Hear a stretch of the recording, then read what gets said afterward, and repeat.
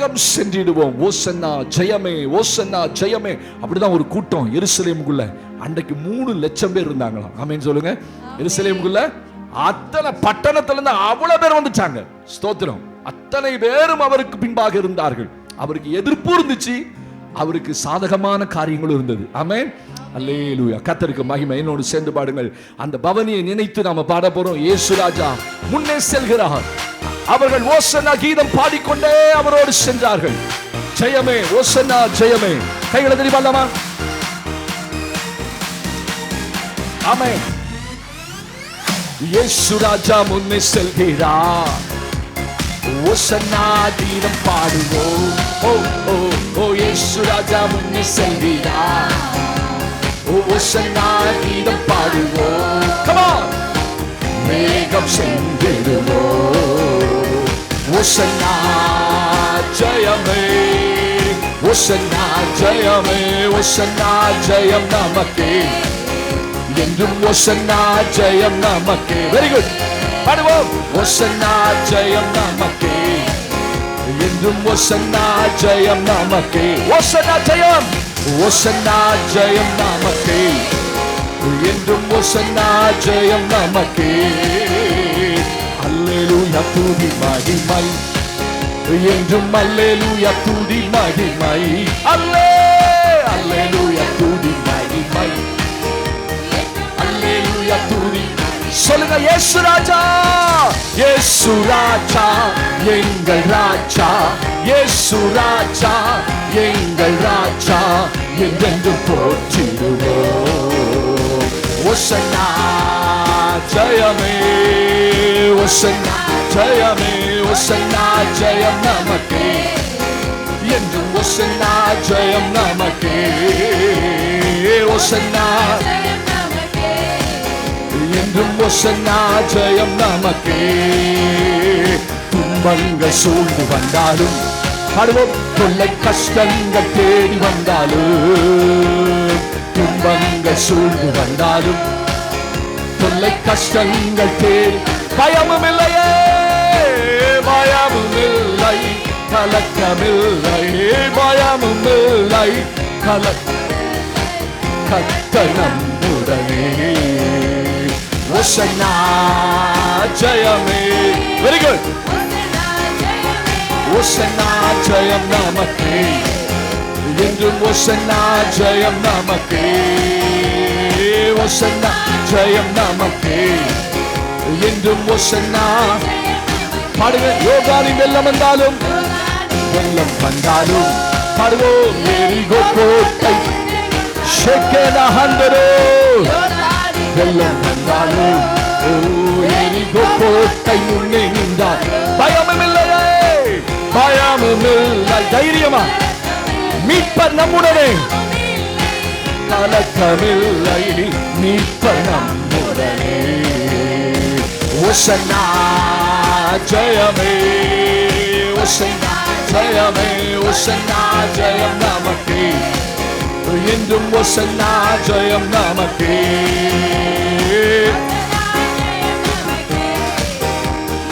ஓசன்னா ஜெயம் நமக்கே.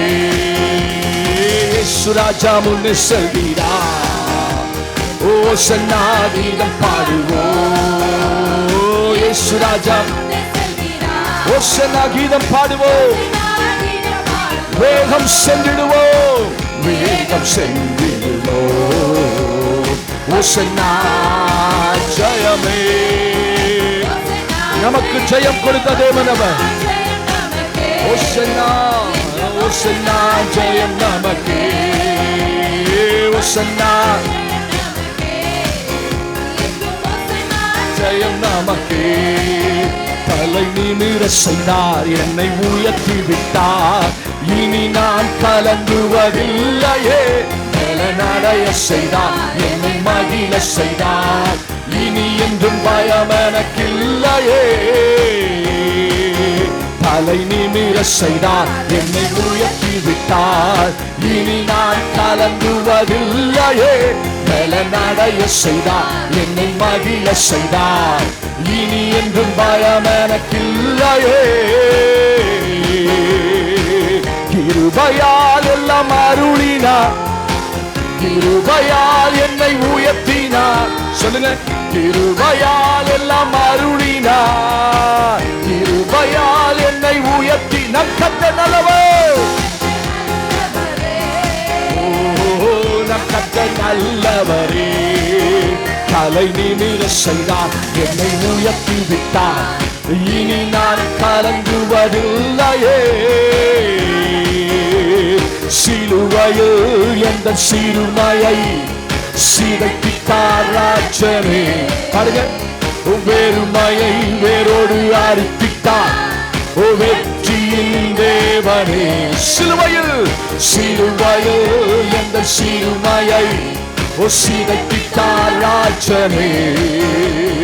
வெறுமையை வேரோடு வெற்றியின் வேந்தனே. கைகளால் பாய்ந்த ஆணியால் என் கரம் பிடித்தாரே. ரத்தம் பாய்ந்த தம் காணினார் நடக்க செய்தாரே. கைகளால் பாய்ந்த ஆணியால் என் கரம் பிடித்தாரே. ஓ, ரத்தம் பாய்ந்த தம் காணினார் நடக்க செய்.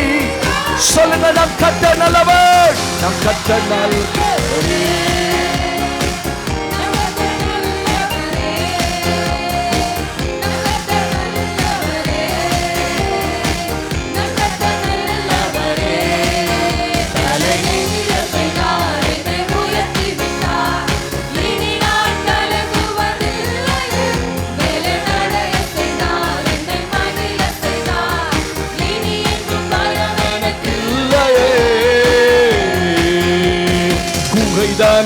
ஒளிந்து கிடந்தேனே அரண்மனை.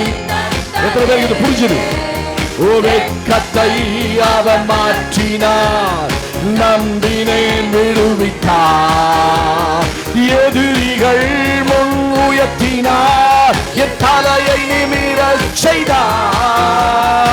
உத்தமம் அவர் வாழ்க்கைகள், செய்கைகள் சத்தியம். நம் கர்த்தர் நல்லவர், நம் கர்த்தர் பெரியவரே, சிறந்தவர், உயர்ந்தவர். தலை நிமிர செய்தார், என்னை உயர்த்தி விட்டார், இனி நான் கலங்குவதில்லையே. பலனடைய செய்தார், என்னை மகிழ செய்தார், இனி என்றும் பயம் எனக்கில்லையே. கிருபையால் எல்லாம் அருளினார். சொல்லுங்க, ஓ, கிருபையால் எல்லாம் அருளினார். எத்தனை பேர் சொல்ல முடியும்? உயர்த்தினார், கிருபையால் எல்லாம் அருளினார், கிருபையால் என்னை உயர்த்தி. நம் கர்த்தர், பாருங்க பாருங்க, நம் கர்த்தர் உயர்ந்தவர். ஓ, நம் கர்த்தர் உயர்ந்த சிறந்தவர் சொல்லுங்க.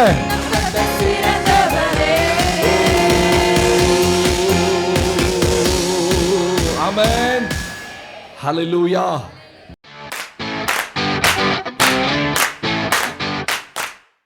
இப்பொழுது நாம் ஒரு வேத வாக்கியத்துக்குள்ளே கடந்து போகலாம். ஆண்டவர் இன்றைக்கு இந்த குருத்தோலை ஞாயிறை அந்த செய்தியை நமக்கு வைத்திருக்கிறார். லூக்கா 19ஆம் அதிகாரத்தை எடுத்துக்கொள்ளுங்கள்.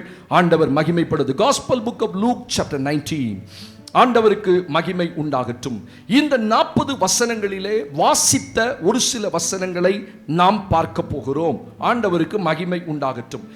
இந்த 4 சுவிசேஷங்களிலும் இந்த காரியங்கள் பதிவு செய்யப்பட்டிருக்கிறது.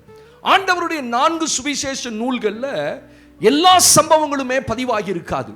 மார்க்ல இருந்தா மத்தேயுல இருக்காது, மத்தேயுல இருந்தா லூக்கால இருக்கா, லூக்கால இருந்தா யோவான்ல இருக்காது. ஆனா இந்த ஆண்டவர் பவனி போன விஷயம் 4 நூல்களிலேயும் எழுதப்பட்டிருக்கிறது. ஸ்தோத்திரம்.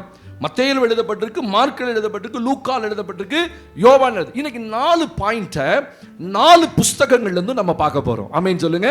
இங்கே ஆண்டவர் சிலுவை பாடுகளுக்கு முன்பதாக, அவர் போகிறதுக்கு முன்பதாக எருசலேம் நகரத்துக்குள்ளே பவனி போனதை தான் இன்றைக்கு நம்ம எல்லாரும் இந்த குருத்தோலை ஞாயிறாக கொண்டாடுகிறோம், அனுசரிக்கிறோம். இது ஏன் ஒரு கொண்டாட்டமான ஒரு பண்டிகையா? இது ஏன் கொண்டாடப்பட வேண்டும் அப்படின்னா, எருசலேம் நகரத்தார் இதை கொண்டாடினார்கள். ஆனா என்ன நடக்க போகுதுன்னு தெரியாம கொண்டாடினாங்க. ஆமென் சொல்லுங்க பாப்போம். ஆண்டவருடைய சிலுவை பாடுகளுக்கு முந்தின வாரம் இஸ் a holy week அப்படிம்பாங்க. ஆண்டவர் சிலுவையில மரிக்க போன வாரம் பரிசுத்த வாரம் என்று இந்த கிறிஸ்தவ உலகத்திலே அது நம்பப்படுகிறது, கொண்டாடப்படுகிறது, நினைவு கூறப்படுகிறது. அந்த வாரத்துக்கு முந்தின ஞாயிற்றுக்கிழமை அந்த சாபத், அந்த ஓய்வு நாளிலே ஆண்டவர் எருசலேமுக்குள்ள பவனி போகிறார். அதைதான் நாம் இந்த அதிகாரத்தில் வாசிக்கிறோம். அதற்காக அவர் எருசலேமுக்கு வந்தார் என்று வேதத்தில் வாசிக்கிறோம். இந்த எருசலேமுக்கு வரும்போது அவர் எப்படி போனார்? சொல்றாரு சீஷர்கள்ட்ட, உங்களுக்கு எதிரே இருக்கிற ஒரு ஊருக்கு போங்கள். அந்த ஊருக்கு போகும்போது அங்கே ஒரு கழுதையும் கழுதை குட்டியும் ஒரு மனுஷனுடைய வீட்டு வாசல்ல கட்டப்பட்டு இருக்கும். அந்த கழுதையை எனக்காக அவிழ்த்து கொண்டு வாருங்கள். அப்ப கேட்கிறாங்க, ஆண்டவரே போய் அவுக்கும் போது ஏதாவது சொன்னா என்ன சொல்லணும்? வெரி குட் கேள்வி. அப்ப அவன் சொல்றாரு, ஆண்டவர் சொல்றாரு, இது ஆண்டவருக்கு வேண்டும் என்று சொல்லுங்கள். இந்த கழுதை யாருக்கு வேணும்? இந்த கழுதை யாருக்கு வேணும்? அல்லேலூயா, அல்லேலூயா. ஆமா, ஆண்டவர் ஏறுகிற கழுதை. அந்த கழுதை அவர்கள் அவிழ்த்து கொண்டு வரும்போது அதே மாதிரி அங்க கேட்கிறாங்க, ஏப்பா அவுக்குற? சொல்ற, ஆண்டவருக்கு வேண்டும் என்று சொன்ன உடனே அவர்கள் ஒன்றும் பேசவில்லை. அதை அவிழ்த்து கொண்டு ஆண்டவரிடத்தை கொண்டு வராங்க. கொண்டு வந்தோம். அங்க இருக்கிற சீஷர்கள் எல்லாரும் அந்த கழுதையின் மேல, நம்ம எல்லாருக்கும் தெரியும், அது மேல வஸ்திரங்களை விரித்து, சிலர் வஸ்திரங்களை ரோடுகளிலே விரித்து மரக்கிளைகளை பரப்பினார்கள். ஸ்தோத்திரம். இது நடந்த சம்பவம். இப்ப ஆண்டவர் கழுதை மேல உட்கார்ந்து என்ன செய்யறாரு? பவனி போகிறார். எருசலேமுக்குள்ள நுழைய ஆரம்பிக்கிறார். எருசலேமுக்குள்ள நுழைய ஆரம்பிக்கும் போது இதோட பின்னணி தான் இது. இப்ப என்ன செய்திக்கு வரல, கர்த்தருக்கு ஸ்தோத்திரம். இந்த காரியம் அங்கே ஏன் நடந்தது? அங்கே ஆண்டவர் இருந்தபோது ஒரு பெரிய ஆர்ப்பரிப்பு உண்டாகிறது. ஸ்தோத்திரம். அப்ப அந்த ஆர்ப்பரிப்பு என்பது ஒரு சந்தோஷத்துக்கு அடையாளம். அந்த ஆர்ப்பரிப்பு ஏன் நடந்து? சாதாரண ஒரு மனுஷன் கழுதை மேல போனா, நம்ம ஊர்ல எவனா கழுதை மேல போனா என்ன சொல்லுவோம்? குதிரை மேல போனாலும் ஆச்சரியமா பார்ப்போம். குதிரை வண்டியில சில குதிரை வளர்க்குறாங்க, எங்க வீட்டுக்கிட்ட இருக்குது. யாராவது அந்த குதிரை மேல போயிட்டா, இன்னைக்கு இத்தனை வயசாகி நானும் ஆச்சரியமா பார்க்கிறேன். ஏன்னா அந்த குதிரை வண்டியெல்லாம் மறைஞ்சு போச்சு. இப்போ இருக்கிற சின்ன பிள்ளைங்களுக்கு அந்த குதிரை வண்டி தெரியாது. அந்த காலத்தில் நம்ம சின்ன பிள்ளையா இருந்தபோது நாங்கள் ஈரோடு ரயில்வே ஸ்டேஷன் இறங்குவோம், குதிரை வண்டி ரெடியாக இருக்கும். குதிரை வண்டியில் தான் போய் பழக்கம். அந்த நாட்களில் ஒன்று ரிக்ஷாவில் போகணும், இல்லைன்னா குதிரை வண்டியில் போவோம். யாராவது கழுதை எத்தனை வண்டியில் போவானா? கழுதை கட்டின வண்டியில் போயிடுவானா? ஏன்னா கழுதை ஒருத்தராலையும் மதிக்கப்படாத ஒரு பொருள். ஆனால் ஆண்டவர் இப்பொழுது கழுதையின் மேலே உட்கார்ந்து எருசலேமுக்குள்ள உள்ள போகிறார். அங்க போகும்போது ஒரு பெரிய கூட்டம். ஸ்தோத்திரம். வேதாகம வல்லுநர்கள் சொல்றாங்க, எருசலேம் முழுவதிலும் இருந்து ஜனங்கள் அந்த எருசலேமின் வீதிகளுக்கு வந்துட்டாங்களாம். ஆண்டவருக்கு பின்னாடி பாருங்க, பைபிள் சொல்லு, முன்னடப்பாரும் பின்னடப்பா. அவருக்கு முன்னாடியே ஏகப்பட்ட கூட்டம், பின்னாடி ஒரு விஐபி. இன்னைக்கு எப்படி நம்ம கார்கள் எல்லாம் ஒரு முதலமைச்சர் வந்தார்னா முன்னாடி ஒரு 50 கார் போகுது, பின்னாடி ஒரு 50 கார் வருது, ஒரு அணிவகுப்பு நடக்குது. அது போல எருசலேமுக்குள்ள ஆண்டவர் போகும்போது பயங்கர ஆர்ப்பரிப்பு. என்ன சொன்னாங்க? ஓ, ராஜாவாகிய தேவன் இவர். ஆமென் சொல்லுங்க. அவர் ராஜா என்கிறதுனால தான் கொண்டாடப்பட்டார். அங்கே ஏன் ஆர்ப்பரிப்பு உண்டானது? அதை நல்லா கவனிச்சு பாருங்க. அவரை யூதர்கள் அவரை ஏற்றுக்கொள்ளல. ஆனா யூதர்கள் அநேகம் பேரும் எருசலேம் நகரத்தார், எருசலேம் நகரத்துக்குள்ள எல்லாரும் கூட இருந்தாங்க. யூதர்கள் மாத்திரமல்ல, அநேகர் அங்கே குடியிருந்தார்கள். அவர்களுக்கு இவர் ஒரு ராஜாவாக வெளிப்பட்டார். ஏன் ராஜாவா பார்த்தாங்கன்னா, அன்றைக்கு ரோம அரசாங்கம் அவர்களை அடிமைப்படுத்தி வைத்திருந்த, ஆளுகை செஞ்சது. நிறைய டாக்ஸ் போட்டான், நிறைய வரி போட்டான். இப்ப யூதர்கள் ரோமர்களை விரும்பவில்லை. யூதர்கள் ரோமர்கள் ஆட்சி செய்வதை விரும்பல. இப்ப எங்களுக்கு ஒரு விடுதலை வேணும், யாராவது ஒருத்தர் வரணும். அப்பதான் இயேசு வர. இயேசு வந்தபோது இந்த யூதர்களுக்கு ரொம்ப சந்தோஷம், எருசலேம்ல குடியிருந்தவங்க ரொம்ப சந்தோஷம். ஏன்னா எங்களை மீட்பதற்கு ஒரு ராஜா வந்துட்டார். ஏன்னா அவர் பயங்கரமா அற்புதம் செய்றார். குருடன் பார்வையிடான், செவிடன் கேட்கிறான், முடவன் நடக்கிறான், சப்பானி ஓடுறான். இதெல்லாம் பார்த்தோன்னே இவர்தான்ப்பா ராஜா. அவங்க மைண்ட்ல விழுந்துருச்சு, இவர்தான் ராஜா. இவரை பிடிச்சு கொண்டு போய் யூதர்களுக்கு ராஜா வாக்கிடணும். அதனாலதான் பைபிள் எடுத்தோடனே அவர் பிறக்கும் போது யூதருக்கு ராஜா எங்கே பிறந்திருக்கிறார் அவர் அடையாளப்படுத்தும் போதே அவரை ராஜாவாக அடையாளப்படுத்துகிறார்கள். அப்படி சொன்ன உடனே இவர்கள் உள்ளத்திலையும் அவர் ராஜாவாக வெளிப்பட்டார். உடனே அவங்களுக்கு என்ன, யூதர்களுக்குன்னா ரோம அரசாங்கத்துக்கு ஆப்போசிட்டா ஒரு அரசாங்கம் உண்டாகணும் இந்த தேசத்துல. ஏன்னா இந்த இயேசுவ ராஜாவை பெரும்பான்மையான ஜனங்கள் அவரை பின்பற்றுகிறார்கள். பின்பற்றும் போது நிறைய சப்போர்ட் அவருக்கு இருக்கு. இன்னைக்கு தமிழ்நாட்டில் திடீர்னு கட்சிகள் நிறைய வருது. அவருக்கு பின்னாடி ஒரு 5 லட்சம் பேர் வந்தோன்னு என்ன சொல்றாங்க? நாளைய முதல்வர் இவர் தான். சொல்றாங்களா? இவர்தான் நாளைய முதல்வர். இப்ப எல்லா கட்சி தலைவர்களும் தங்களை முதல்வராக ஆக்கிக் கொள்ளுகிறார்கள். அவங்களுக்கு ஒரு ஆசை.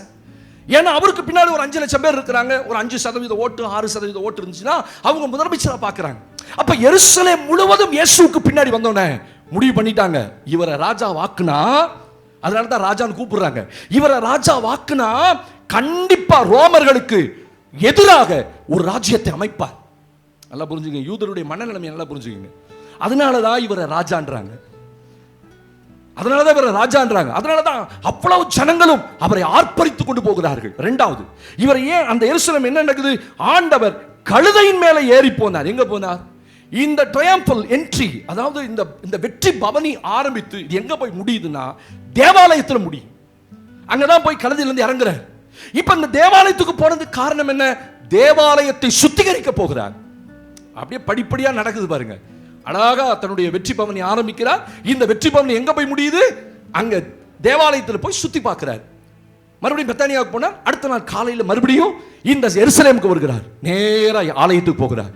ஆலயத்துக்கு போய் உள்ள இருக்கிற விற்கிறவனையும் கொள்ளுகிறவனையும் காசுக்கார பலகைகளை எல்லாத்தையும் கவிழ்த்து போட்டு சொல்றார், இது என் ஜெப வீடு, என் பிதாவின் வீட்டை வியாபார வீடாக்காது, கள்ள குகையாக்காதிருங்கள். அதுதான் இந்த பவனியினுடைய எண்டு. மூன்றாவது, இந்த பவனி எதற்காக? அதுனா அடுத்த வாரம் இந்த தேவாலயத்தை சுத்திகரித்த பிறகு இயேசு சிலுவையின் மரணத்தை நோக்கி போகிறார். இதுதான் இந்த ட்ரையம்பல் என்ட்ரி, இந்த வெற்றி பவனியினுடைய நோக்கம். எருசலேமுக்குள்ள வருகிறார், வெற்றி பவனியாய் போகிறார், தேவாலயத்தை சுத்திகரிக்கிறார். தேவாலயத்தை சுத்திகரித்து முடித்த உடனே அவர் மரணத்துக்கு தன்னை ஆயத்தம் பண்ணுகிறார். அந்த வாரத்தில் தான் அவரை பிடித்து அவரை கொண்டு போய் அவரை சிலுவையில் அறைவதற்கு 4 நாட்கள் மாத்திரமே இருந்தது. ஆனா ஒரு மனிதன், நல்ல கவனிங்க, ஒரு மனிதன் மரணத்தை எதிர்நோக்கி இருக்கும் போது அவனால சந்தோஷமா இருக்க முடியாது. அப்படிதானே? ஒரு மனுஷனுக்கு கேன்சர்னு சொல்லிட்டாங்க, ஒரு மனுஷனுக்கு டிபின்னு சொல்லிட்டாங்க, முத்தி போச்சு, நீ மரிக்க போற அப்படின்னு தெரிஞ்சா அந்த மனுஷனுக்கு நீங்க என்ன சாப்பிட கொடுத்தாலும் அவன் சாப்பிட மாட்டான். ஏன்னா அவனுக்கு என்ன இருக்கு? மரணத்தின் கசப்பு உள்ள இருக்கும். பைபிள்லயே இருக்குல்ல, மரணத்தின் கசப்பு அற்று போயிற்று என்று நினைத்தான். அப்ப மரணத்திற்குரிய அந்த எண்ணங்கள் எல்லாம் உள்ள இருக்கும்போது அவங்களுக்குள்ள சாப்பிடவும் முடியாது, தூங்க முடியாது. நினைவு, ஒரு மனுஷன் தூக்கு தண்டனை கைதியை நீங்க நல்லா யூடியூப்ல எல்லாம் பாருங்களேன். அவன் சொல்லுவான், நான் எப்ப என் மரணம் தேதி குறிக்கப்பட்டாயிற்று, நான் தூங்குறது இல்லை, சாப்பிடுறது இல்லை, ஒன்றும் நடக்காது. ஆனா ஆண்டவர் மரணத்தை எதிர்பார்த்து அடுத்த வாரம் மரிக்க போறார். ஆனா இந்த வாரம் எருசலேம்ல சந்தோஷமா பவனி போறார். ஆமென். இதுதான் பின்னணி. இங்க நம்ம என்ன நினைவு கூறணும்?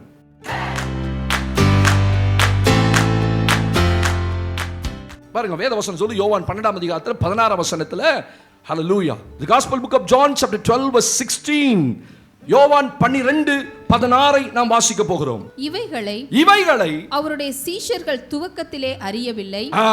அவருடைய சீஷர்கள் துவக்கத்திலே அறியவில்லை. இயேசு மகிமையடைந்த பின்பு இப்படி அவரை குறித்து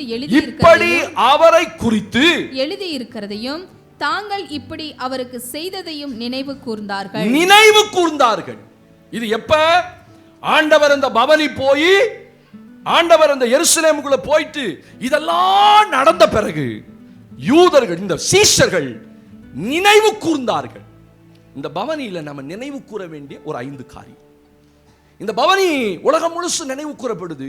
அப்ப எதற்காக இந்த பவனி? இந்த பவனியில அப்படி என்ன ஒரு முக்கியத்துவம்? ஆண்டவர் சித்தமானா அடுத்த வருஷம் நம்ம பவனி போவோம். ஆமென் சொல்லுங்க. இந்த வருஷமே யோசித்தேன், ட்ரை பண்ணேன், ஆனால் காலம் ரொம்ப குறுகினதாக இருந்தது. அதனால் அடுத்த வருஷம் ஈரோட்டில் உள்ள எல்லா எஸ்பிசி திருச்சபைகளும் இணைந்து போலீஸில் பெர்மிஷன் வாங்கி அந்தந்த போலீஸ் ஸ்டேஷன் தகவல் கொடுத்து நம்ம ஒரு வெற்றி பவனி போகணும். ஆமென். அன்னைக்கு மாஸ் க்ரௌடு வேணும். அதனால தான் இந்த வருஷம் நான் அதை செய்யலை. ரொம்ப ஷார்ட் டைமில் யோசித்தோம், சரி அதை அப்படியே விட்டுட்டோம். ஒருவேளை கத்திரி சித்தமான அடுத்த வருஷம் என்ன செய்வோம்? கேகே நகர்லேருந்து புறப்பட்டு ஒரு மாஸ் க்ரௌட் அப்படி வருவோம். அல்லேலூயா. எத்தனை பேர் வருவீங்கன்னு தெரியல, எவனாவது பார்த்துவிட்டா என்ன பண்ணுறது? அப்படியா? அப்படின்னா யோசிக்கிறீங்களா? அப்படின்னா நீங்கள் இப்பயே எந்திரிச்சு போயிடலாம். ஏன்னா அது ஆண்டவருக்கு பயந்து, உலகத்துக்கு பயந்து நம்மளால் வாழ முடியாது. அப்போ நம்ம வாசிக்கிறோம். முதலாவது வாசிங்கள் என்னோடு கூட. சீஷர்கள் இதையெல்லாம் நினைவு கூர்ந்தார்கள். நாம் இந்த நல்ல நாளிலே, இந்த பவனியிலே நினைவு கூற வேண்டிய காரியங்கள் என்ன? யோவான் 12ஆம் அதிகாரத்திலே 12, 13, 2 வசனங்களை நாம் வாசிக்க போகிறோம். யோவான் 12ஆம் அதிகாரம், இதே அதிகாரத்திலே 12, 13 வசனங்களை வாசிக்கலாம். மறுநாளிலே இயேசு எருசலேமுக்கு வருகிறார் என்று பண்டிகைக்கு வந்த திரளான ஜனங்கள் கேள்விப்பட்டு குருத்தோலைகளை பிடித்துக்கொண்டு அவருக்கு எதிர்கொண்டு போகும்படி புறப்பட்டு ஓசன்னா, கர்த்தருடைய நாமத்தினாலே வருகிற இஸ்ரவேலின் ராஜா ஸ்தோத்தரிக்கப்பட்டவர் என்று ஆர்ப்பரித்தார்கள். ஒரு ஆமென் சத்தமா சொல்லுங்க. கைகளை உயர்த்தி ஆமென். ஆண்டவர் வருகிறார் என்று கேள்விப்பட்ட உடனே என்னத்தை நினைவு கூற போகிறோம்? ஆண்டவர் எருசலேமுக்குள்ள வருகிறார். இதுவரைக்கும் அந்த கூட்டம் எருசலேம் வரலாற்றிலே இல்லாத கூட்டம். சொல்லுவாங்கல்ல, இப்பெல்லாம் நீங்க டிவி பார்த்தீங்கன்னா பிரபலமா ஒரு வார்த்தை சொல்லுவாங்க, வரலாறு காணாத வெள்ளம். ஒவ்வொரு முறையும் அப்படித்தான் சொல்லுவான், வரலாறு காணாத மலை. அதுக்கு முன்னாடி எத்தனையோ ஹிஸ்டரி வந்துச்சு, எத்தனையோ வரலாறு இல்லாத மலையெல்லாம் வந்து தூக்கிட்டு போச்சு எல்லாத்தையும். ஆனா இவன் சொல்லும் போது என்ன சொல்லுவான், இந்திய தொலைக்காட்சிகளில் முதல் முறையாகன்னுவான். ஆமா, அப்படியே இருக்குல்ல, அப்படிதான் சொல்லுவான். ஏதாவது ஒரு வித்தியாசமா சொல்லணும் அப்படின்னா என்ன சொல்லுவான், இதுவரைக்கும் வரலாற்றிலே இல்லாத வெயில் ஈரோட்டில் அப்படிமா.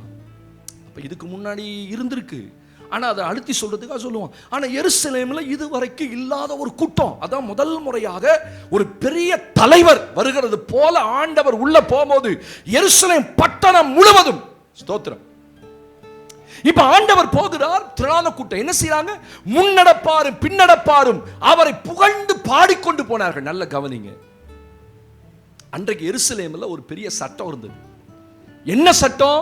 இயேசுவை யாராவது மேசியான்னு சொன்னா, இயேசுவை யாராவது கடவுள்னு சொன்னா, ஏற்றுக்கொண்டா அவர்கள் ஆலயத்தை விட்டு புறம்பாக்கப்படுவார்கள். இது எங்க இருக்குது? பைபிள்ல ஒரு பகுதியில் இருக்கு, வாசிங்க என்னோடு கூட. ஆண்டவருக்கு மகிமை உண்டாகட்டும், கர்த்தருக்கு ஸ்தோத்திரம். யோவான் 9ஆம் அதிகாரம் 22ஆம் வசனத்துல ஒரு வேத பகுதியை நம்ம வாசிக்கிறோம். யோவான் 9:22. அவனுடைய தாய் தகப்பன்மார் யூதர்களுக்கு பயந்ததினால், அண்டர்லைன் தட் வேர்ட், யூதர்களுக்கு பயந்ததினால் இப்படி சொன்னார்கள். ஏனெனில் இயேசு கிறிஸ்து என்று எவனாவது அறிக்கை பண்ணினால், இயேசுவை கிறிஸ்து என்று எவனாவது அறிக்கை பண்ணினால் அவனை ஜெப ஆலயத்துக்கு புறம்பாக்க வேண்டும் என்று யூதர்கள் அதற்கு முன்னமே கட்டுப்பாடு செய்திருந்தார்கள். யூதர்களுக்கு ஜெபாலயம் அவங்க வாழ்க்கையில ரொம்ப முக்கியம். இப்ப உங்களுக்கு எப்படி ஆலயம் ரொம்ப முக்கியம்? அப்படியா? ஆலயம் ரொம்ப முக்கியமா? ஆமென்னு கூட சொல்றதுக்கு பலன் இல்ல. அல்லேலூயா. உங்களையும் ஆலயத்தையும் ரெண்டா பிரிக்க முடியாது, பிரிக்க விடக்கூடாது. யூதர்களுக்கு இந்த ஜெப ஆலயம் சினகாக், ஏன்னா அதுக்கு பிறகுதான் சாலமோனுடைய தேவாலயம் இருந்தது. சாலமோனுடைய தேவாலயத்துக்கு கூடாரத்தில் இருந்தார், தேவாலயத்துக்கு வந்தா, தேவாலயத்திலிருந்து இப்ப சர்ச் அப்படின்னு மாற்றப்பட்டிருக்கு. அப்ப இந்த யூதர்களுக்கு ஒரு பெரிய பக்தி வைராக்கியம். என்ன? நியாயப்பிரமாணத்தின்படி இயேசு நடக்க மாட்டேங்கிறார், நியாயப்பிரமாணத்தை இயேசு மீறுகிறார். ஏன்னா ஓய்வு நாளை இவர் கடைபிடிக்க மாட்டேங்கிறார். ஓய்வு நாள்ல தான் ஏகப்பட்ட அற்புதங்களை இயேசு செய்தார். ஆமென். யூதர்களுக்கு ஓய்வு நாள் ரொம்ப முக்கியம். அதனால சமைக்க மாட்டான், ஒன்றும் செய்ய மாட்டான், அது ரொம்ப வைராக்கியமா கடைபிடிப்பான். அப்ப யூதர்களுக்கு ஒரு பெரிய கோவம் என்னன்னா, இயேசு ஓய்வு நாளை கடைபிடிக்க மாட்டார். அந்த நாள்ல தான் வேணுக்குனே ஆண்டவர் நிறைய பேரை சொஸ்தமாக்கினார். ஆமாவா இல்லையா? சூமில கை ஒருத்தன் இருந்தான், உன் கையை நீட்டுறாரு, அந்த நாள் ஓய்வு நாள். ஒருத்தன் சப்பானி படுத்து கிடந்தான், அந்த நாள் சொல்ற எழுந்து நட. யாரு? பெதஸ்தாவின் பக்கத்துல 38 வருஷமா படுத்து கிடந்தான். அவனை இயேசு சொன்னார், உன் படுக்கை எடுத்துக்கொண்டு வீட்டுக்கு போ. பைபிள் சொல்லுது அந்த நாள் ஓய்வு நாளா இருந்தபடினாலே யூதர்கள் தலைவர்கள் அவனை கூப்பிட்டு, நீ போய் மறுபடியும் படுத்துக்கோ, நாளைக்கு எந்திரிச்சு போ அப்படின்னா. இததான் ஆண்டவர் கண்டம் பண்ணார். என்ன சொன்னாரு? உங்களில் ஒருவனுடைய மாடாவது ஆடாவது பள்ளத்துல விழுந்தா அதை நீ தூக்கி விட மாட்டாயா ஓய்வு நாள்ல? நாளைக்கு வந்து தூக்கி விட்டுருக்க சொல்லுவ இல்லையே. ஓடி போய் உடனே ஐயோ என் ஆடு, ஐயோ என் மாடு தூக்க மாட்டியா? உடனே யூதர்கள் எல்லாம் கேள்வி கேட்டாங்க. அவர் கரெக்டா தானே பேசுறாரு, இது வரைக்கும் இப்படி யாரும் பேசலையே. இல்ல நீ என்ன சொல்ற? ஹலோ அப்படின்னு கேட்ட உடனே உண்மைதானே? ஏன்னா எந்த மத தலைவர்களும் அப்படி எதிர்த்து கேள்வி கேட்கல. அன்னைக்கு ஜனங்கள் கேள்வி கேட்க முடியாது. தலைவர்களை பரிசேரையும் சரிசேரையும் கேள்வி கேட்டாங்கன்னா அவன் தேவனுடைய ஆலயத்துக்குள்ள போக முடியாது. இப்பதான் இயேசு பயங்கரமா, ஆண்டவர் பயங்கரமா கிரியை செய்தார். அந்த ஒரு பிறவி குருடனுடைய கண்களை திறக்கிறார். இப்ப வாஸ்த வசனத்துல பிறவி குருடனுடைய கண்ணை திறந்துட்டார். அல்லேலூயா. பிறவி குருட கண்ணை திறந்த உடனே எல்லாரும் கேட்கறாங்க, பரிசேயர் எல்லாம் கேட்கறான், எப்படி போவோம் கண்ணை திறந்தா, யார் பாது அப்படின்னு கேட்கறான். சொன்னா இயேசுன்ற ஒருத்தர் வந்தாரு, என் கண்ணை அப்படி தடவுனாரு, சேர்த்தெடுத்து தடவுனா நான் பார்த்துட்டேன். அவர் யாரு எனக்கு தெரியாதுங்க அப்படிங்கிறான். பிறவி குருடன்ட்ட கேட்டா அவர் யாருன்னு கேட்டா என்ன தெரியும், தெரியாதுன்றான். உடனே தாய் தகப்பன்மாரை கூப்பிடுறாங்க, இங்க வாங்க, இவன் தானா குருடன், உங்க பையன் தானா அப்படின்னா, ஆமாங்க என் பையன் தான், உண்மை தாங்க, இவன் தான் பிறவி குருடனா பிறந்தானா, ஆமா பிறவி குருடனா பிறந்தான். இப்ப எப்படி பார்க்கறான்? உடனே அவன் சொல்றான், பைபிள் சொல்லு, யூதர்களுக்கு பயந்ததினால், ஏன்னா யூதர்கள் கட்டுப்பாடு விதிச்சிருந்தாங்க. என்ன கட்டுப்பாடு? இயேசுவை கிறிஸ்து என்று ஒருவனும் சொல்லக்கூடாது. இயேசுவை நீ வேணா போதகர்னு சொல்லிக்கோ, ரபின்னு சொல்லிக்கோ, என்ன வேணா சொல்லிக்கோ, ஆனா என்னன்னு சொல்லக்கூடாது. இப்ப நம்ம அதை தான் சொல்லணும். என்னன்னு சொல்லணும்? இயேசு கிறிஸ்து அப்படின்னா என்ன? மாம்சத்தில் வந்து அபிஷேகம் பண்ணப்பட்ட தேவன் அப்படின்னு அர்த்தம். இயேசு மாம்சத்தில் வந்தாரு. ஆனா கிறிஸ்து என்று சொன்ன என்ன அர்த்தம்? தெரியாது பாஸ்டர், எங்களுக்கு எதுவுமே தெரியாது. நீங்க 1000 முறை சொல்லி கொடுத்தாலும் எங்களுக்கு தெரியாது. சில காரியத்தை சொல்லும் போது தெரியலன்னா சிலர் குறிச்சு வச்சுக்கிறாங்க பாருங்க. பைபிள்ல எழுதி வச்சுக்கோ, கிறிஸ்துன்னு என்ன அர்த்தம்? அபிஷேகம் பண்ணப்பட்டவர். இயேசுநாதா ரட்சகர்.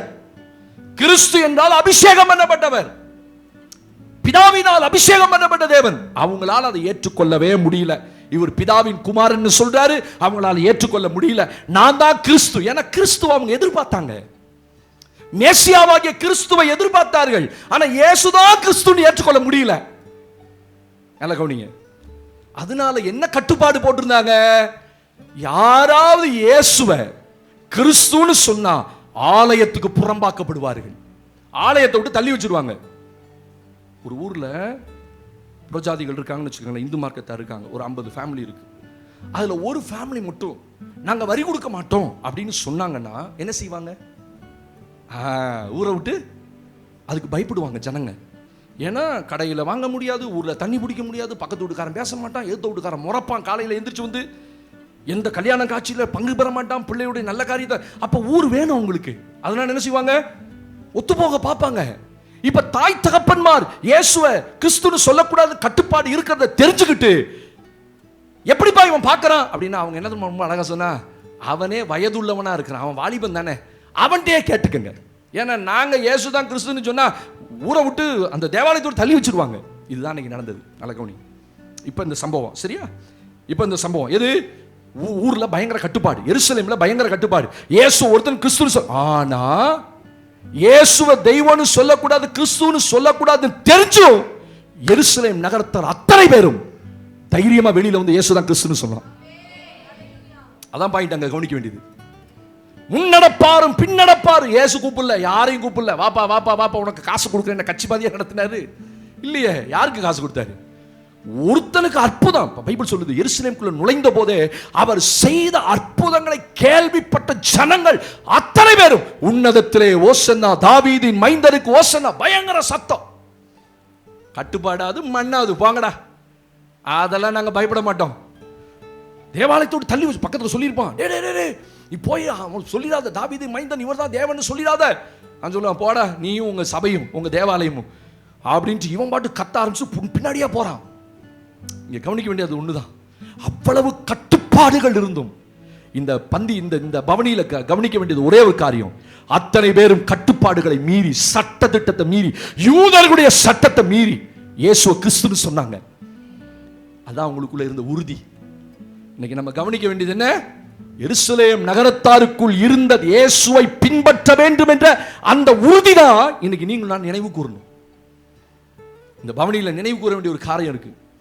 1000 எதிர்ப்புகள், 1000 பிரச்சனை நம்முடைய வாழ்க்கையில எத்தனையோ வரும். இனி வரப்போகிற காலங்களில் என்ன வேணா வரும். கடைசி காலம் என்ன வேணா நடக்கும். ஆமென். அல்லேலூயா. இப்பவே கிறிஸ்தவங்களுக்கு வீடு தர மாட்டேன்றான், அதுக்காக அதெல்லாம் ஒன்றும் பயப்படாதீங்க, நான் அங்கேயும் போவேன் இங்கேயும் போவேன் அப்படிலாம் சொல்லிடாதீங்க. வீடு கொடுக்க மாட்டேன்னு சொன்னா என்ன சொல்லுவீங்க? அதெல்லாம் நான் எப்பயாவது அங்கே போவேன் சர்ச்சுக்கு, ஆனால் உங்கள்கிட்ட வந்துட்டு நான் போவே மாட்டேன்.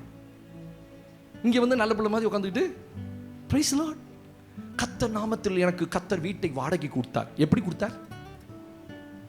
பின்னாடி தான் நியூஸ் வருது, இந்த அம்மா அங்கே போய் ஒன்றும் பயப்படாது, நான் உங்க ஆள் தான்.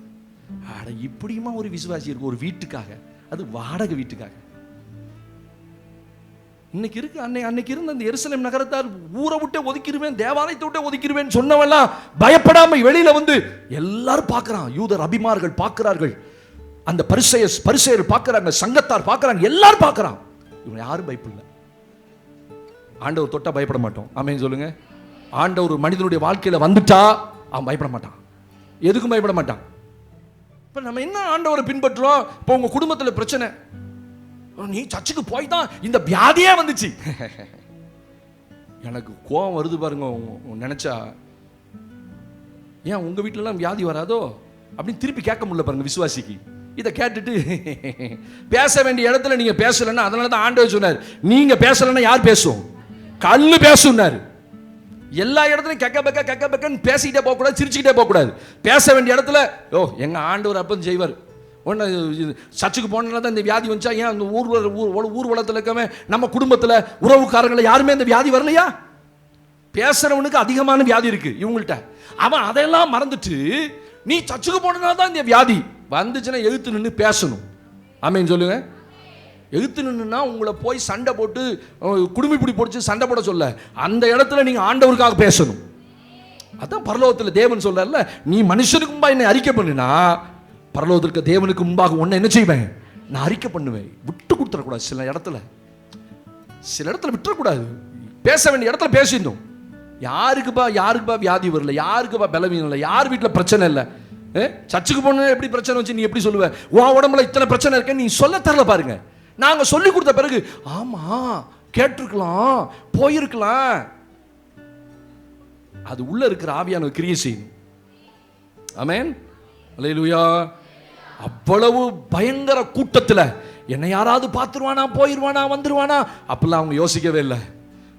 சடங்குகளுக்கும் சம்பிரதாயங்களுக்கும் சட்ட திட்டங்களுக்கும் தேவாலயத்தை விட்டே தூர போயிட்டா அவங்க வாழ்க்கையில் ஒண்ணுமே. யூதர்களுக்கு தேவாலயம் ரொம்ப முக்கியம். ஏன்னா நல்லது கெட்டது காரியம் எல்லாம் தேவாலயத்தில் நடக்கணும். ரபிமார்கள் தள்ளி வச்சாங்க, ஒன்றும் செய்ய முடியாது.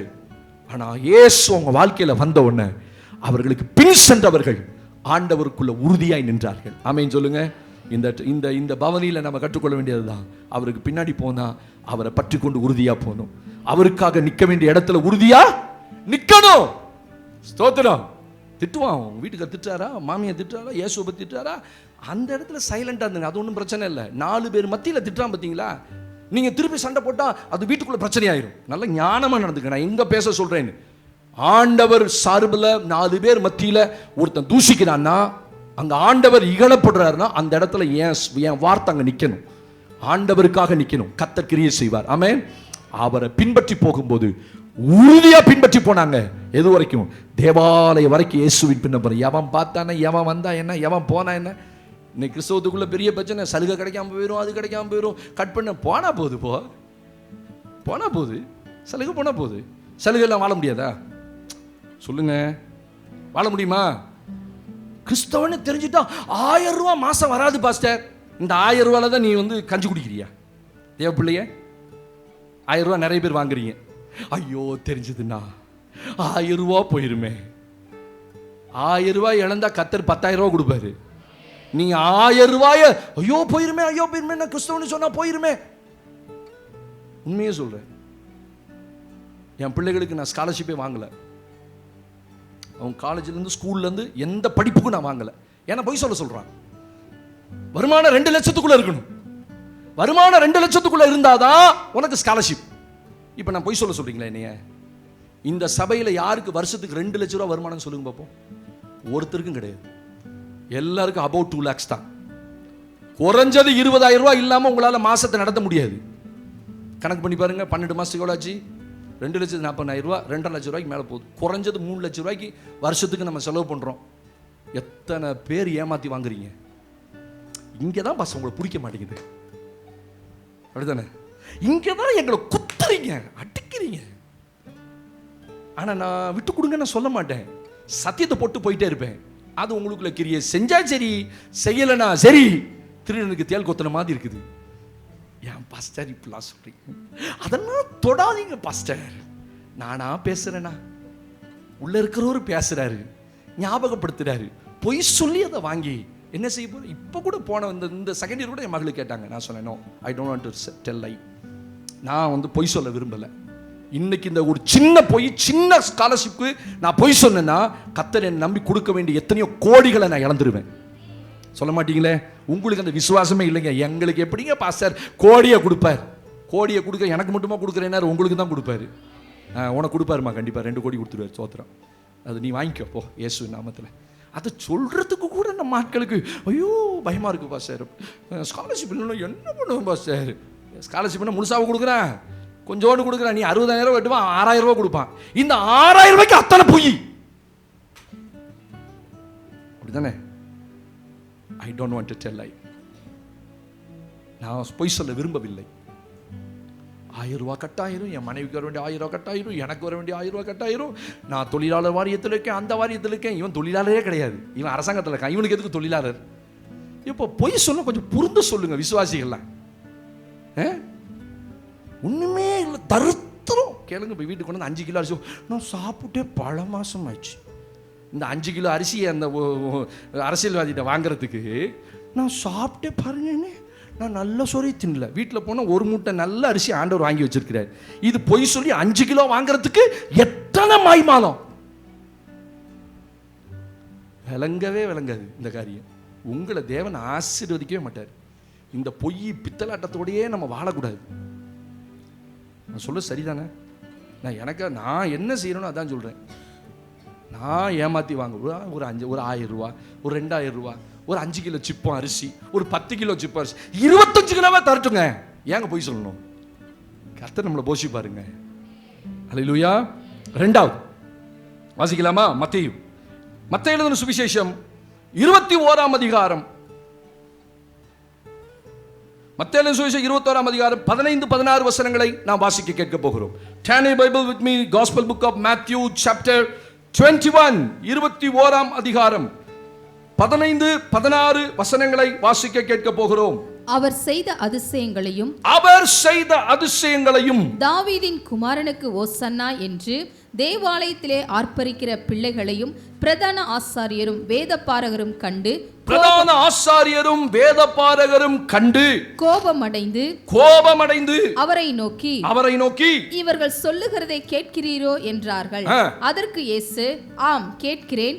குழந்தைகளுடைய வாயினாலும் பாலகருடைய வாயினாலும் துதி உண்டாகும்படி செய்தீர் என்பதை நீங்கள் ஒரு காலம் வாசிக்கவில்லையா என்றார். ஒரு ஆமென் சத்தமா சொல்லுங்க. அல்லேலூயா.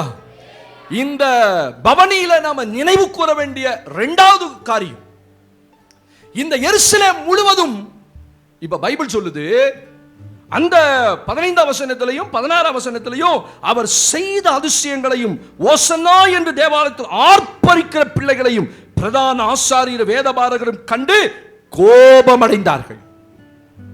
இதுவரைக்கும் இப்படி ஒரு துதி ஆராதனை எருசலேமுக்குள்ள நடந்ததே இல்லை.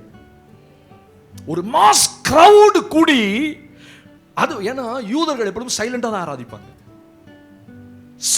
ஆராதிப்பாங்க. பெரிய கீபோர்டு வச்சு, பெரிய கைத்தட்டி, பாட்டு பாடி அவங்க அப்படி ஆராதிக்க மாட்டாங்க. அவங்க பாட்டெல்லாம் இப்பதான் நல்ல மியூசிக்கோட சில பாடுகள்லாம், யூத பாடுகள்லாம் வருது.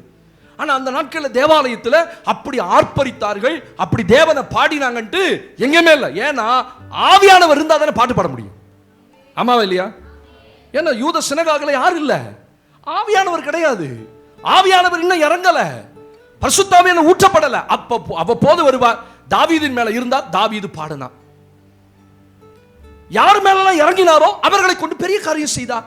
அப்ப ஆவியானவர் இல்லாம அங்க பாட்டு ஆராதனை நடக்காது. எருசலேம்ல கிட்டத்தட்ட 1.5 லட்சம் 2 லட்சம் ஜனங்கள் கூடி, வேதம் சொல்லுது, அவர்கள் தேவனை ஆர்ப்பரித்தார்கள். பயங்கர சத்தம். Never in the history of Jerusalem முதல் முறையாக ஒரு பெரிய சத்தம். என்ன சத்தம் கேக்குது? அந்த 21ஆம் அதிகாரத்தில் 15ஆம் வசனத்தில் தாவீதின் குமாரனுக்கு ஓசன்னா என்று தேவாலயத்திலே ஆர்ப்பரிக்கிறார். இங்கதான் இன்னொரு பிரச்சனை. அவன் எருசலேம் வீதிகள்ல ஆர்ப்பரிச்சிருந்தா கூட விட்டுருப்பாங்க. யாரு? வேதபாரகரும் இன்னொரு ஆசாரியர்கள், பிரதான ஆசாரியர்களும் வேதபாரகர்களும் பரிசேயர்களும் என்ன செய்தார்கள்? தேவனுடைய ஆலயத்தில் ஆர்ப்பரிக்கிற சத்தம். ஏன்னா அவங்க ஆலயத்தில் ஆர்ப்பரிச்சு பாட மாட்டாங்க, சைலண்டா ஆராதிக்கிறது யூதர்கள் விரும்புவார்கள். அப்ப முதல் முறையாக ஆலயத்துக்குள்ள பயங்கர சத்தம். அப்ப அவங்க போய் கேட்கறாங்க இது என்ன அப்படி கோபம் அடைகிறாங்க. ஏன்னா அவங்க கண்ட்ரோல்ல தான் அந்த ஆலயங்கள் இருந்தது. பிரதான ஆசாரியர் என்ன சொல்லுகிறானோ அதுதான். தமிழ்நாட்டில் நிறைய சபைகள் இருக்குது. அந்த சபைகள்ல இப்படி பாட்டு ஆராதனை எல்லாம் இல்ல. ஏன்னா அவங்களுக்கு மேல ஒரு ஹெட் இருக்கும், ஒரு சர்ச் இருக்கும், ஒரு ஸ்தாபனம் இருக்கும். அவங்க சொல்றதை அவங்க கேட்பாங்க, அவங்க சொல்றதை அவங்க கேட்கணும். நல்ல பெந்தேகோஸ்தே சபை இப்ப ரோமன் கத்தோலிக்க திருச்சபையை போல மாற்றப்படுது. நான் கேட்கிறேன், என்ன பாஸ்டர் ஒரு காலத்துல நல்ல சத்தியத்துல இருந்தீங்களே, ஏன் இப்ப? அதுக்கு ஒரு காலத்துல வைராக்கியமா இருந்து ஆண்டவருக்காக வைராக்கியமா நின்ன ஊழியர்கள் இன்னைக்கு சொல்றாங்க எங்க ஸ்தாபனம் சொல்லுது பாஸ்டர், நாங்க என்ன செய்யட்டும்? ஏன்னா அந்த ஸ்தாபனத்துக்கு யார் பணம் கொடுக்குறாங்களோ அவன் என்ன சொல்றானா அந்த ஸ்தாபனம் கேட்கணும். அந்த ஸ்தாபனத்துக்கு கீழே 3000 சர்ச் 4000 சர்ச் இருக்கும். இப்ப அந்த ஸ்தாபனத்தில் உள்ள 4000 சபைகளும் ஆராதனை முறைமையுமே மாத்திட்டாங்க. கையில தூபம் வச்சுக்கிட்டாங்க, ஆரோன் மாதிரி தூப கலசம், நல்ல நீண்ட அங்கி போடணும், அதான் அவங்க சட்டம். அப்பதான் அவங்க ஸ்தாபனத்தை இருக்க முடியும், அப்பதான் அந்த ஸ்தாபனம் அவங்களுக்கு சப்போர்ட் பண்ணும். கையில தூப கலசமாய் பிடிச்சிக்கிட்டு ஆராதனையில ஆட்டுறாங்க. நான் கேட்டேன், எங்கப்பா பெந்தேகோஸ்தே உபதேசம்? இந்த உபதேசத்துல இதெல்லாம் கிடையாது. அப்ப இவங்க அந்த முறைமையெல்லாம் மாத்துறாங்க. சத்தமா பாடுறான், சத்தமா ஆராதிக்கிறான். இதெல்லாம் யூதர்களுக்கு பயங்கர கோபம். ரபிகளுக்கும் அந்த பிரதான ஆசாரியருக்கும் அந்த வேதபாரருக்கும் பரிசேயருக்கும் ரொம்ப கோபம். அப்ப அடுத்து சொல்றான் 16ஆம் வசனத்துல, ஸ்தோத்திரம், அவரை நோக்கி இவர்கள் சொல்லுகிறதை கேட்கிறீரோ என்றார்கள். அதற்கு இயேசு, ஆம் கேட்கிறேன். குழந்தைகளுடைய வாயினாலும் பாலகருடைய வாயினாலும் துதி உண்டாகும்படி செய்தீர் என்பதை நீங்கள் ஒரு காலம் வாசிக்கவில்லையா என்றார். ஒரு அல்லேலூயா சொல்லுங்க பாப்போம். நீங்க ஒரு நாள் வாசிக்கலையாப்பா? It is written in the Bible. ஆண்டவர் சொல்றாரு, இன்னைக்கு நடக்கல, இந்த துதி ஆராதனை நடக்கும் என்று வேதத்தில் ஏற்கனவே சொல்லப்பட்டிருக்கிறது. பாலகுடைய வாயினாலும் குழந்தைகளின் வாயினாலும் துதியை உண்டாக்கும். அதுக்கு ஒரு நாள் வரணும். அப்ப இயேசு இந்த பவனியில போகும்போது ஒரு கூட்டம் அவரை நல்லா துதிக்க கற்றுக்கொண்டார்கள். ஆமென் சொல்லுங்க பாப்போம். சபையில நல்ல துதி ஆராதனை இருக்கணும். அப்பதான் தேவன் இறங்கி வருவார். துதி ஆராதனை என்னைக்குமே யாரும் எந்த தேவ பிள்ளையும் மிஸ் பண்ணாதீங்க. நான் பலமுறை சில குடும்பங்களுக்கு சொல்றேன், நீங்க ஆராதனை முடிஞ்சு, பாட்டு முடிஞ்சு, ஆராதனை முடிஞ்சு, அதெல்லாம் முடிந்த பிறகு நீங்க வந்து உட்காந்து ஸ்தோத்திரம் ஸ்தோத்திரம் ஸ்தோத்திரம்ன்றீங்களே, நீங்க கர்த்தரை மகிமைப்படுத்தலையே. ஒரு கூட்டம் யாருக்கு பயப்பில்லை, ஒரு கூட்டம் அங்க பிரதான ஆசாரியனுக்கு பயப்பில்லை. அவன் எங்க இருந்தாலும் அதே ஆலயத்துக்குள்ள ஒரு பெரிய சத்தம். இந்த குருத்தோலை ஞாயிறுல நம்ம நினைவு கூற வேண்டியது, எல்லா சட்ட திட்டங்களையும் இந்த துதி ஆராதனை உடைச்சு, ஆண்டவர் எங்க இருக்கிறார் அங்க என்ன உண்டு? துதி ஆராதனை கட்டாயம் இருக்கும். ஆமென் சொல்லுங்க பாப்போம். அல்லேலூயா. அவர் இருக்கிற இடத்துல தேவ பிரசன்னம் இருக்கும். அந்த தேவ பிரசன்னம் தான் நம்மளை அந்த ஆழத்துக்குள்ள நடத்தும். இதுவரைக்கும் அவங்க அப்படி ஆர்ப்பரிக்கல, இதுவரைக்கும் அவர்கள் அந்த ஆராதனையை பார்த்ததில்லை. பார்க்காத அந்த யூதருடைய அந்த பிரதான ஆசாரிய சொல்றான், இது என்ன இப்படி நடக்குது? அவனுக்கு பயங்கர கோபம், அவனால தடுக்கவும் முடியல. ஏன்னா திரளான கூட்டம் தேவாலயத்தை நிரப்பி இருக்கு.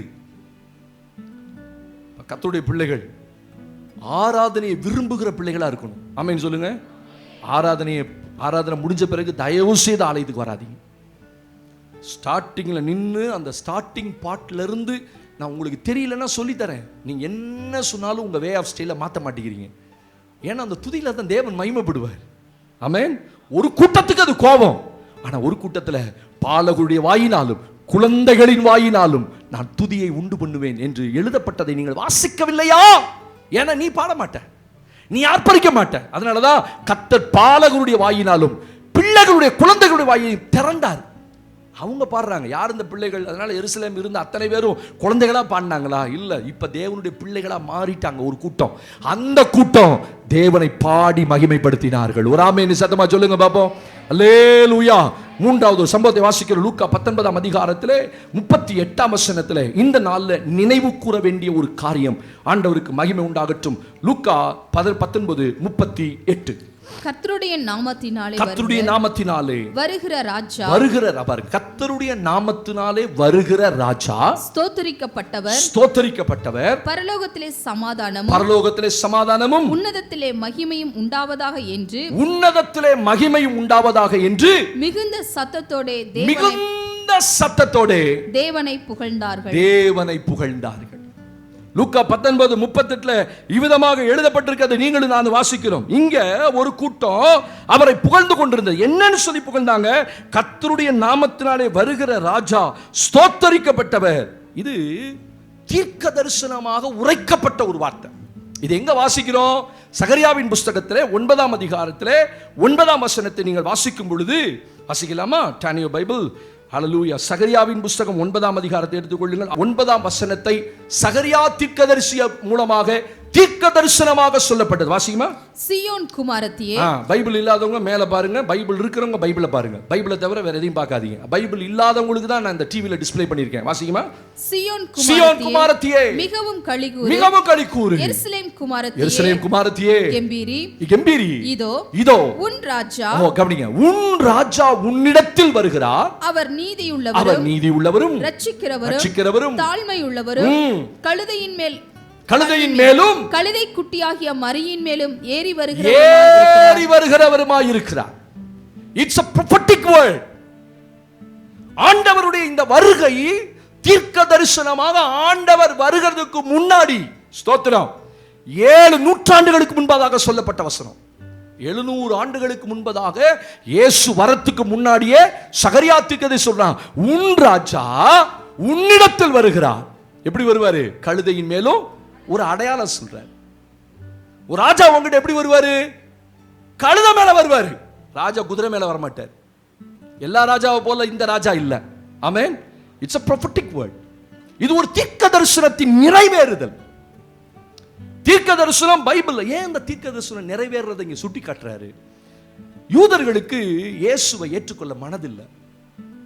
இயேசுவை மேசியா என்றும் கிறிஸ்து என்றும் வரப்போகிற மேசியா என்று ஏற்றுக்கொள்ள முடியல. ஏன் முடியல? ஒரு கூட்டத்துக்கு முடிந்தது, இன்னொரு கூட்டத்துக்கு முடியல. இப்ப எருசலேமில் இருக்க 1.5 லட்சம் பேர் இயேசுவை ஏற்றுக்கொண்டு தானே போனாங்க. ஆனா அதே யூத ரபிமார்களும் அங்க இருந்த பிரதான ஆசாரியரும் வேதபாரகரும், இவங்களாம் யாரு? யூத குலத்துல ரொம்ப உன்னதத்துல ஹையில இருக்கிறவங்க, சட்ட திட்டத்துல நியாயப்பிரமாணத்தை அறிந்தவர்கள். அவங்களுக்கு இந்த இயேசுவை மேசியாவை ஏற்றுக்கொள்ள முடியல. ஆனா இது தீர்க்க தரிசனத்தின் நிறைவேறுதல் உங்களுக்கு புரியல. ஏன்னா அவங்களுக்கு பழைய ஏற்பாட்டு புஸ்தகம் முழுவதும் இந்த யூத ரபிமார்களுக்கு தெரியும். இவர் உன் ராஜா உங்ககிட்ட எப்படி வருவாரு? கழுதை மேல வருவாருப்பா அப்படின்னு அடையாளமும் சொல்லியாச்சு. இயேசு அதே போல கழுதை மேல வராரு. ஆனா இப்ப அவரை இயேசுவை தான் பார்க்கறானே தவிர அவரை யூதர்களுக்கு ராஜாவாக அவரால் ஏற்றுக்கொள்ள முடியல, அவரை மேசியாவாக ஏற்றுக்கொள்ள முடியல. ஆனா எல்லா வேதமும் அவனுக்கு தெரியும். வேதம் தெரிகிறனால ஒருத்தன் இயேசுவை ஏற்றுக்கொள்ள முடியாது. ஆமென். வேதம் தெரிகிறனால ஒருத்தன், நம்மளை காட்டிலும் வெளியில உட்கார்ந்து எத்தனை பேர் நம்மளை காட்டிலும் நம்ம வேதத்தை ரொம்ப படிச்சு வச்சிருக்காங்க தெரியுமா உங்களுக்கு? நமக்கு கூட அந்த ஞானம் கிடையாது. இஸ்லாத்துல ஒரு மனிதன் இருக்கிறான், ஜாகிர் நாயக் அப்படின்னு சொல்லி ஒரு மனுஷன் இருக்கிறார். நீங்க யூடியூப்ல போடுங்க, ஜாகிர் நாயக்னு போடுங்க. நான் சொன்னோன்னு போய் போட்டுருவீங்களா? சமைப்பது எப்படி? இப்போ போனோன்னே ஒரே மாதிரி சமைச்சு போர் அடிச்சு போச்சு. அதே சிக்கன் தான், எப்படி வேற மாதிரி செய்யறது? எல்லா இன்கிரீடியன்ஸும் ஒரே மாதிரி தான் இருக்கும். இப்போ நம்ம அதை தான் பார்க்க போறோம். ஆனா நான் சொல்றதுல 1-2 கோஷ்டி நிச்சயம் வீட்டில் போய் என்ன செய்யும்? யார் அந்த ஜாகிர் நாயக்? அந்த மனுஷன் உண்மையை சொல்றேங்க, அவன் இஸ்லாத்துல டிபேட் பண்றவன். இஸ்லாத்துக்கும் கிறிஸ்தவத்துக்கும் விரோதமா அந்த வார்த்தையில வைத்து எது உண்மையான மதம் என்பதை நிரூபிப்பதற்காக கிறிஸ்தவத்தில் 5 பேர் உட்காந்துருப்பாங்க, அவங்க ஒரு 5 பேர் உட்காந்துருப்பாங்க. அதுல அந்த மனுஷனுக்கு பயங்கர ஞானம். நமக்கு கூட பைபிள் தெரியாது, இந்த ஃபிங்கர் டிப்ல பைபிள் வச்சிருப்பாரு. அத்தனை பகுதியையும் மனப்பாடமா சொல்லுவாரு. நல்லா கவனிங்க, அத்தனை பகுதி எப்படி சொல்லுவாரு? நமக்கு கூட இப்ப நான் எடுங்கன்னு சொன்னா யோவேல் எங்க இருக்குன்னு சொன்னா திருப்பிட்டு இருப்பீங்க, அப்படிதானே? பைபிள்ல முன்னாடி இருக்க பின்னாடி இருக்கானே தெரியாது.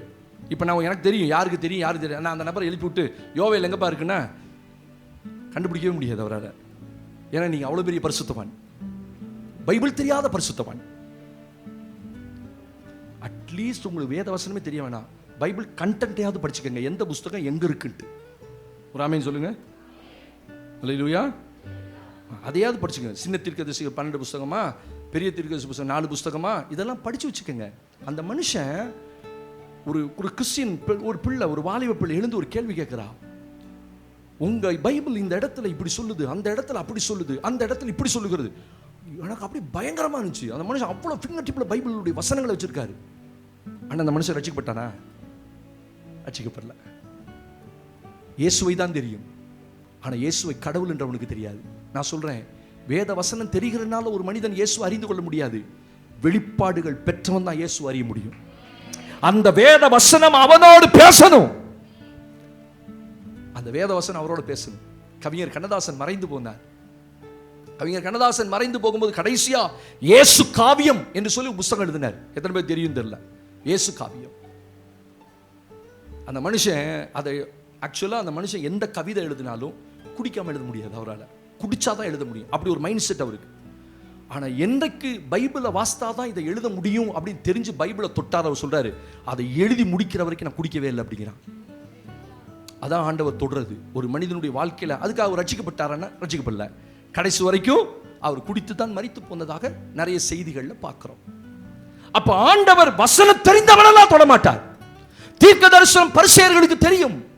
இது முன்னறிவிப்பின்படி நடக்கிற ஒரு சம்பவம். எருசலேம்ல இப்படி ஒரு சம்பவம் நடக்குட்டு பேசாம இருந்திருப்பாங்க, கண்டிப்பா பேசியிருப்பாங்க. ஆனா அவர்களுக்குள்ள வெளிப்பாடு இல்லை, இயேசு அறிகின்ற வெளிப்பாடு இல்லை. அப்ப இந்த வெற்றி பவனி இது ஒரு தீர்க்க தரிசனத்தின் முன்னடையாளம். ஆமென் சொல்லுங்க.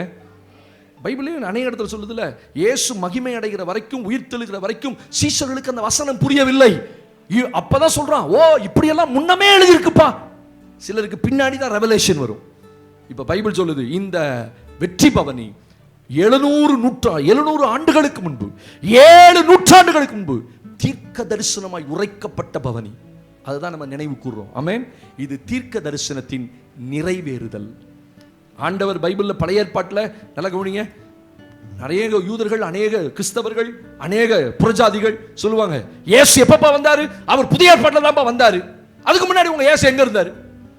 உடனே நம்ம மண்டையை சொல்லியும், ஆமா 2000 வருஷத்துக்கு முன்னாடி தான் இயேசு வந்தாரு. அதுக்கு முன்னாடி எங்க இருந்தாரு?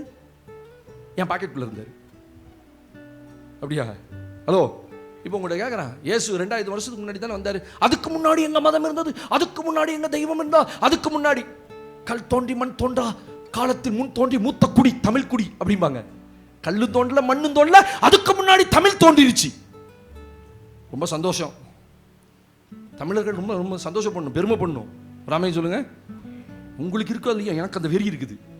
தமிழன், பச்சை தமிழன் தோத்திரம். வேற ஒருத்தர் எங்க இடத்தை ஆக்கிரமிக்கிறது எங்களுக்கு பிடிக்கல.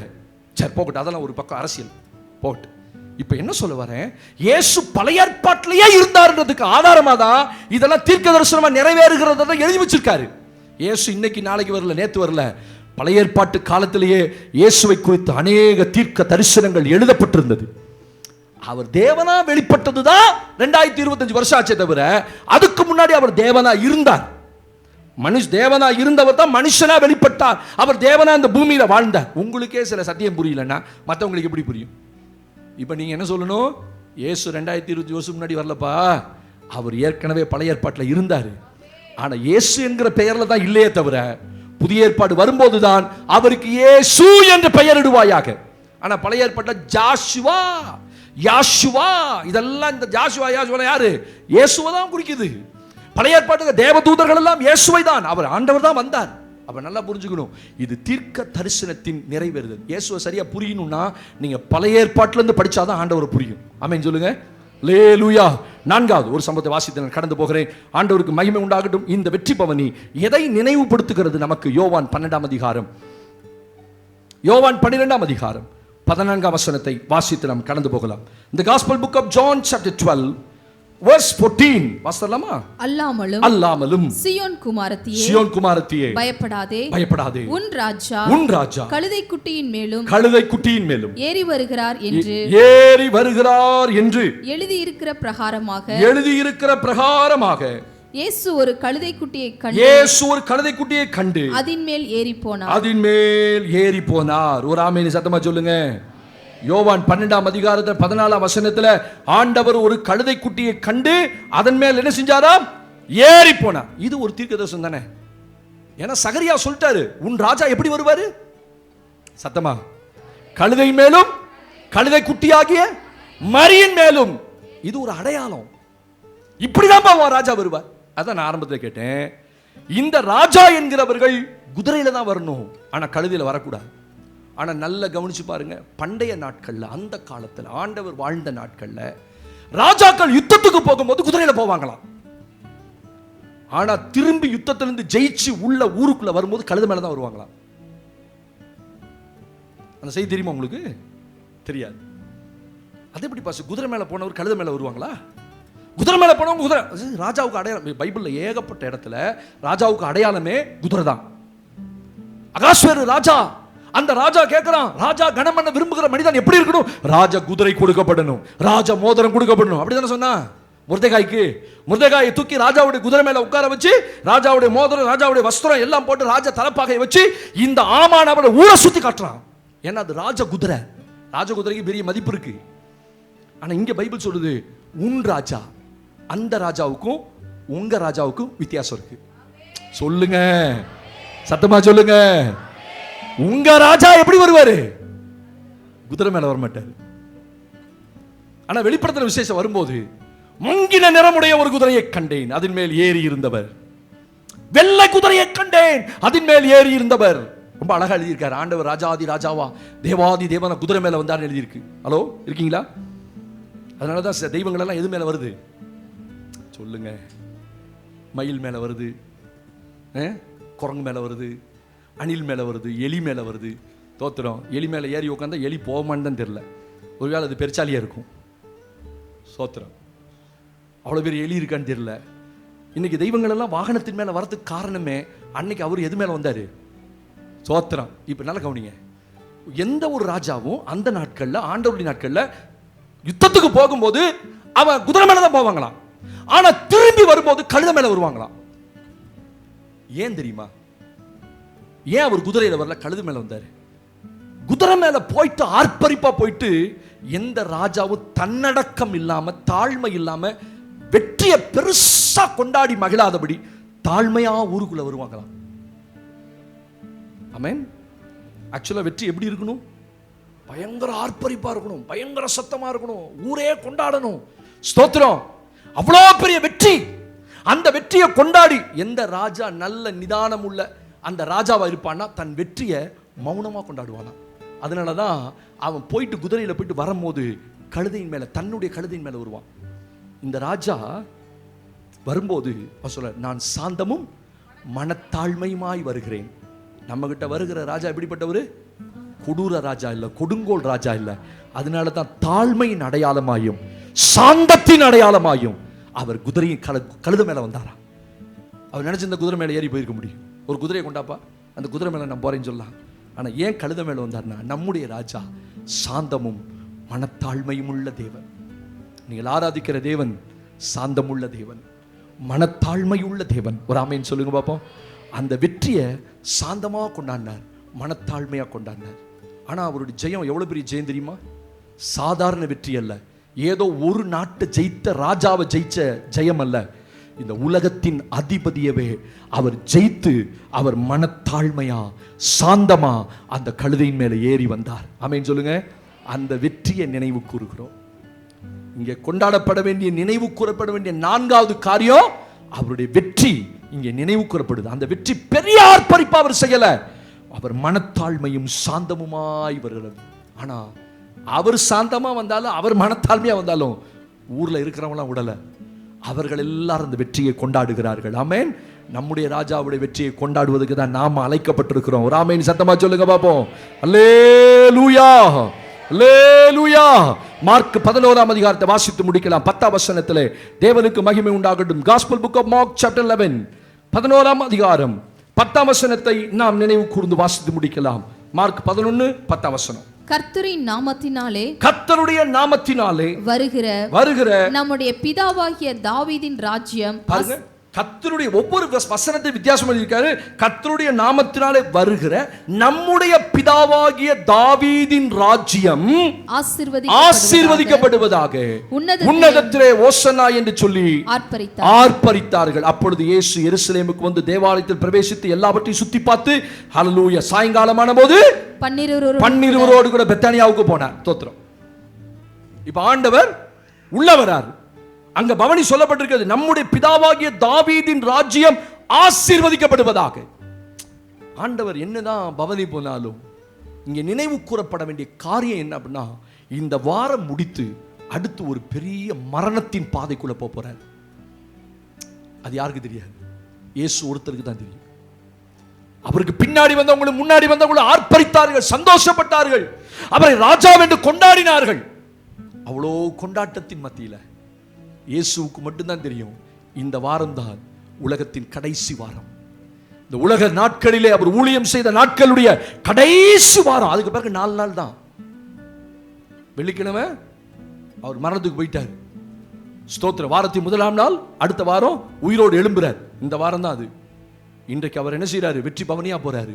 போகும்போது அவருக்கு மட்டும்தான் தெரியும், இந்த உலகத்தினுடைய கடைசி நாட்கள்ல நான் இருக்கிறேன். அது உலகத்தினுடைய கடைசி, அந்த ஊழியத்தினுடைய கடைசி நாட்கள் என்று நினைவு கூறணும். ஆண்டவருக்கு மகிமை. 5வது இந்த பவனி முடிந்த உடனே அவர் சிலுவைக்கு போறார். அவருக்கு மட்டும்தான் அந்த ரகசியம். 1000 சந்தோஷங்களும் 1000 இன்பங்களும் ஒரு தேவனுடைய பிள்ளையுடைய வாழ்க்கையில வந்தாலும் சிலுவை இல்லாமல் மேன்மை இல்லை. ஒரு ஆமென் சொல்லுங்க. சிலுவை இல்லாமல் ஆர்ப்பரிப்பு இல்லை, சிலுவை இல்லாமல் வெற்றி இல்லை. அவருக்கு தெரியும், இந்த ஆர்ப்பரிப்புக்கெல்லாம் முத்தாய்ப்பு எது, உச்சகட்டம் எது? சிலுவையின் மரணம். சிலுவையின் மரணம் தான் நீங்களும் நானும் அதிகமாய் நினைவு கூறப்பட வேண்டிய காரியம். ஆமென். எழுதுங்க வச்சோமெல்லாம். இந்த அருமையான பண்டிகையில நாம் நினைவு கூற வேண்டிய 5 காரியங்கள். ஸ்தோத்திரம். இன்னைக்கு என்ன செய்தி உங்க சபையில் அப்படின்னு கேட்டா கரெக்டா சொல்லணும். அந்த எருசலேம் பவனியில நாங்கள் 5 காரியங்களை நினைவு கூறுவதற்காக ஆண்டவர் அந்த பவனி வைத்தார். 1, அநேகர் அவருக்கு பின்னே உறுதியாய் வைராக்கியமாய் சென்றார்கள். யார் என்ன சொல்லுவான், தேவாலயத்தை விட்டு ஒதுக்கி வைப்பான், கவலையே படலை. என்ன சலுகை கிடைக்கும், என்ன சலுகை கிடைக்காது, அதெல்லாம் பத்தி கவலை இல்லை. அவனுக்கு தேவை இயேசு. அவர் பின்னாடி போகணும். தேவனுக்கு மகிமை. அந்த உறுதி தான் இன்றைக்கு நாம நினைவு கூறணும். அந்த ஜனங்கள் யாரு? கிட்டத்தட்ட 1.5 லட்சம் பேத்துக்கு மேல யூத ரபிமார்கள் பார்த்தார்கள், பிரதான ஆசாரியர்கள் பார்த்தார்கள், சனகரிப் சங்கத்தார் பார்த்திருப்பார்கள், பரிசேயர்கள் பார்த்திருப்பார்கள். யார் பார்த்தாலும் எனக்கு கவலை கிடையாது. அவர்கள் இயேசுவை கிறிஸ்து என்று அறிவித்துக் கொண்டு போனார்கள். அதான் இன்னைக்கு நீங்கள் நான் நினைக்கணும், நான் எப்படி அவரை பின்பற்றணும், நான் எப்படி அவருக்கு பின்னாடி ஃபாலோ பண்ணணும். 2வது, அந்த கூட்டத்தின் மத்தியில் அது வரைக்கும் அப்படி ஒரு துதி ஆராதனை தேவாலயத்துக்குள்ள நடந்ததில்லை.